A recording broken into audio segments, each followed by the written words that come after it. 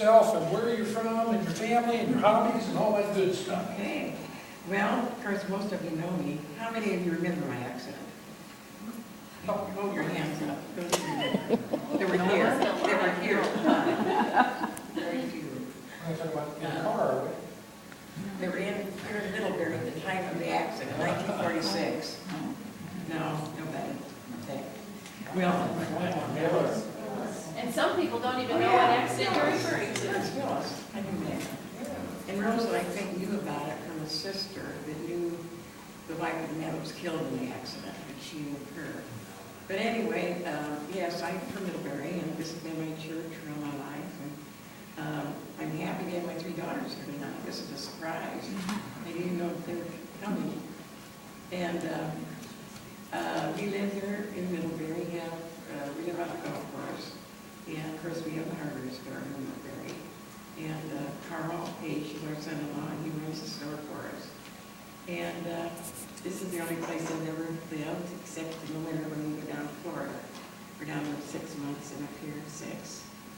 And let's see what else I need to say. We have 2 great-grandchildren out in San Francisco and 5 grandchildren. And what else would you do? Well, I got to tell you, I'm going to rat on her here a little bit. Okay. I'm going to speak into that real good. Okay. But one of the things that she can do is make a mean pan of brownies. Oh, I love the bake. I love the bake. Yeah. I don't like having them around, so I bring them up here. What are your hobbies, Jerry? Pardon? What are your Oh, hobbies? I love to, I've always sewed. I love to sew. I don't so much anymore. But I used to sew for my girls. And I crochet a lot. And that's one of the blessings that came from the accident. I was going to mention that too, that I had my hand crushed. It was so bad that I couldn't use it for years. But I learned to crochet. And that was therapy that I knew I was having. In those days, we didn't have therapy like I do now. So the crocheting is what helped me get my hand limbered up. And I crochet. And I go out to the Boys and Girls Club once a week and crochet with the kids out there. So that was one of the blessings that came from the accident. And there are others too, I'll mention after a while. What kind of work did you do before you retired? Well, I worked at the store for many Store? years. You mean you actually put up a dean at I all? did. Did you? Me and I worked together constantly. You got to tell them later on how you met. I'll let you do that. I understand that you had kind of a bad experience with an airplane. I did. When I was in Florida a few years ago, I took a creative writing course. Now, can you hear me now? Okay. A creative writing course. And I wrote the story of this accident. And I can read this really just as well as if I could tell it. And then afterwards, if you have any questions, just ask me if you'd like to know more about it. It was a beautiful, warm, sunny day in March of 1946, and my father and I were working at our old hardware store in northern Indiana. We loved to be in our old store with its wood floors that we oiled every so often to keep the floor clean and settle the dust.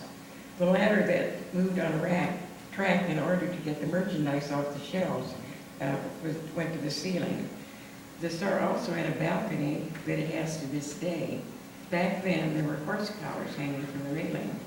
It was a nice Wednesday afternoon, and a friend of my father's came in the store and asked him if he would like to take a ride in his airplane. My father looked at me and said, "Would you like to go?" And of course, in 1946, flying an airplane was a great experience, and I was very eager to go. So I rode with his friend to the airport to get the plane, and my father and sister went to the field 2 miles north of town where we were to land. The plane, while landing, lost altitude, and the plane made a nosedive into the ground, falling about 1,000 feet. Both of us were critically injured, so 2 ambulances were called to take us to the hospital that was 15 miles away. I was bleeding very badly with many injuries, mostly broken bones and severe cuts and gashes, so I was taken to the hospital in the first ambulance. The pilot's injuries were more severe than mine, but not so evident as they were internal, and he died 7 hours later. If this accident would have happened today, we would have been airlifted to the nearest trauma center. But as it was, the doctor in the ER at the Elkhart Hospital had been a flight surgeon in the Army and knew immediately what kind of an accident he was dealing with.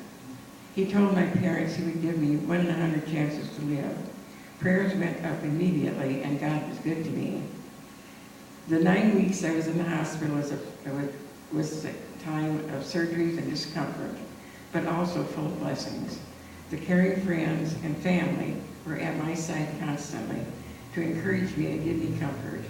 With both feet severely injured and a broken leg, I was confined to bed in a wheelchair all summer, but in 7 months I learned to walk again. 2 years after the accident and recuperating from more surgery, a wonderful man came into my life. Out of a clear blue sky, he came up to our door, and my mother invited him in. I had known him as a little boy, but the family had moved away, and he came back to our area after being discharged from the Army.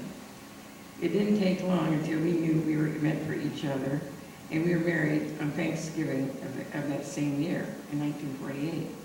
My father needed help at the hardware store, so my future husband was hired, and after many years, we were able to purchase the store from him. The store is in its 125th year now, and it's still doing well. As we look back on our lives, we know we are not promised a life free of pain and problems. We are promised a caring God who walks with us every step of the way.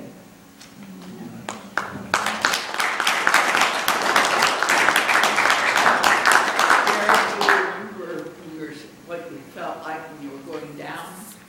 Well, I was unconscious 4 days.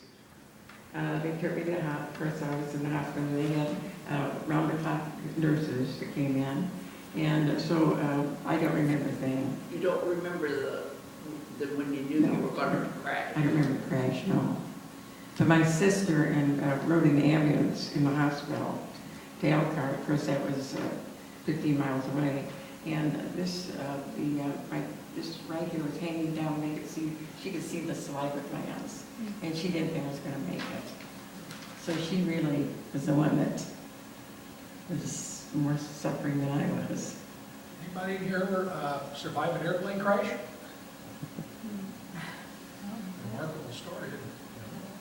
How old were you when it happened? 22. I'd have been 23 in June. I still don't understand why you took up a deed in all this. I tell you what, What were you thinking? we've been married 64 years. And he's the love of my life. I'm just teasing. Well, how was God involved in that experience? Well, I always take Romans 8:28 as my verse. And it's all things work together for good to those that love the Lord, those that are called according to his purpose. And I think that